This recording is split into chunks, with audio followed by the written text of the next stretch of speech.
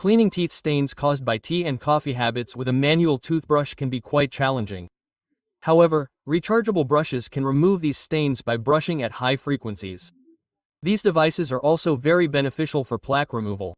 One of the most ambitious devices in this area is Oral-B's new rechargeable toothbrush, the IO2.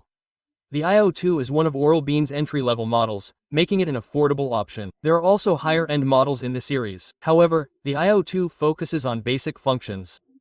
It offers 3 different cleaning levels: super sensitive, sensitive, and daily cream. These modes adjust the rotation and vibration intensity of the brush head to provide different levels of cleanliness for both tooth surfaces and gums. It also has a smart pressure sensor, which reduces the speed and alerts the user if too much pressure is applied to the gums. The IO2 doesn't have Bluetooth connectivity or a mobile app like devices like Oral-B's Usto series. However, it does provide notifications through vibrations.